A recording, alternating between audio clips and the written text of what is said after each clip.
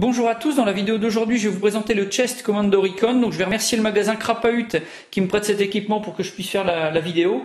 Alors pour ce qui est de ce harnais, une fabrication en nylon 600 deniers, donc quelque chose qui est suffisamment solide pour les activités d'airsoft ou de simulation.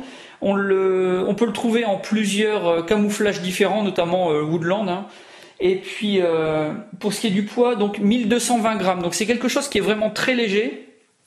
L'avantage par rapport à un gilet tactique plus lourd, c'est que vous allez pouvoir l'utiliser en période estivale quand il va faire très chaud. Là, vous avez simplement une platine avec des passemboles qui se trouvent sur le ventre et les flancs. Donc bien sûr la capacité d'emport elle va être un petit peu inférieure, mais ça va quand même être quelque chose qui va être beaucoup plus facile à porter qu'un gros gilet tactique. Alors pour ce qui est de l'installation, tout simple, vous avez deux bretelles sur le dessus. Donc les bretelles se croisent dans le dos. Elles sont équipées également de quelques passants, donc vous allez pouvoir rajouter du matériel, des poches supplémentaires sur les bretelles. Il y a deux anneaux de chaque côté, donc on va voir qu'il y en a un qui peut servir pour une fonction supplémentaire du gilet, l'autre ça va être pour accrocher des accessoires que vous voudriez rajouter. Deux clips qui sont juste au niveau de l'abdomen, donc vous allez pouvoir enlever le gilet très très vite. Pour ce qui est du bouclage à l'arrière, donc on a une ceinture qui est également équipée de clips et de passants molles. Donc ça peut se régler avec une bouclerie. Le seul petit point négatif que moi je trouve, c'est que une fois que vous avez resserré votre sangle, votre ceinture à l'arrière quasiment complètement, le problème c'est que le surplus bas. Donc là ça va être à vous de trouver une solution, soit en repassant à l'intérieur comme ça, ou alors avec un système de passants que vous allez rajouter, ou de clip à lisse par exemple. Sinon vous allez vous retrouver avec du brelage qui va pendouiller. Donc ça peut être embêtant. Vous avez des passants pour fixer sur un gros ceinturon, donc des passants qui sont à la fois avec bouton pression et velcro, donc double fixation, ça c'est pas mal. Pour ce qui est des équipements qui sont fournis, donc vous avez la possibilité bien sûr de les placer comme vous le voulez, parce que vous avez donc des bandes de fixation molle, donc là vous allez pouvoir vraiment mettre ça comme vous le voulez. Sur le côté gauche, un grand porte-radio, donc ça va vous permettre de transporter autre chose. Si vous n'avez pas de radio, vous pouvez toujours mettre par exemple une bonbonne de gaz, ça peut être utilisé de cette manière-là. Sur le devant, un porte-chargeur triple, donc 3 compartiments. Pour ce qui est du transport de chargeurs, normalement je pense que vous allez pouvoir transporter 2 chargeurs de M4 par poche, donc bien sûr sans accessoires de couplage.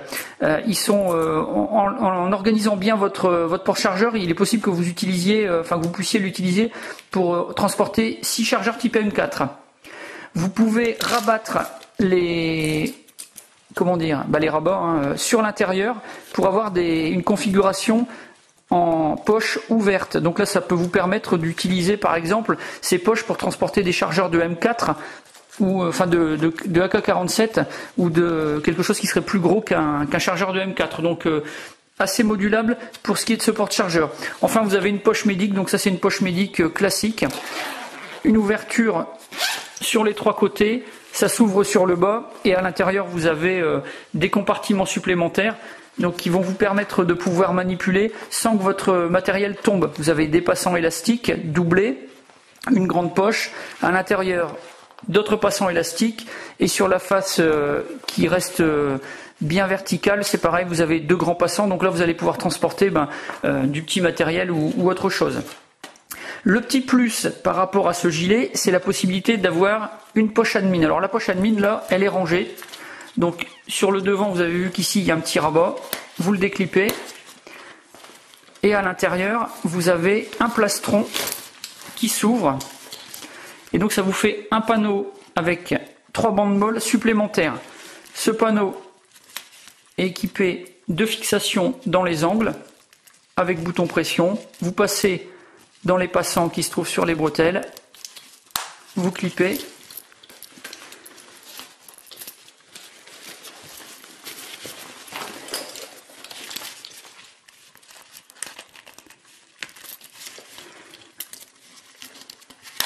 Et de cette manière, vous pouvez installer une poche admin. La poche admin est fournie et donc là vous pouvez la ranger à l'intérieur. Donc sur la face interne vous avez une poche en mèche et donc vous avez une poche admin classique, un grand panneau de velcro, un porte-chargeur PA, une poche interne qui s'ouvre et puis les fixations molles, donc quelque chose de tout à fait classique. Et donc vous pouvez fixer votre poche administrateur, votre poche admin sur le haut. Donc là ça vous donne un gilet qui est quand même un petit peu plus conséquent, avec quelque chose qui a une fonction supplémentaire. Moi je trouve qu'il est quand même super sympa. Ça change des gilets comme celui que je vous avais déjà présenté. Le mien qui est quand même assez lourd, assez encombrant. Pour les fortes chaleurs, c'est pas des plus agréables. Là ça va rester quand même beaucoup plus simple à porter, beaucoup plus simple à utiliser quand il fait très chaud. Pour ce qui est du tarif, il me semble qu'on est sur une 50aine d'euros. Donc à vous d'aller visiter le site Crapoid pour voir un petit peu où ça en est par rapport à tout ça. Donc voilà pour cette présentation, j'espère que ça vous a plu. Et puis sinon, je vais faire comme d'habitude, je vais vous dire à bientôt pour d'autres vidéos.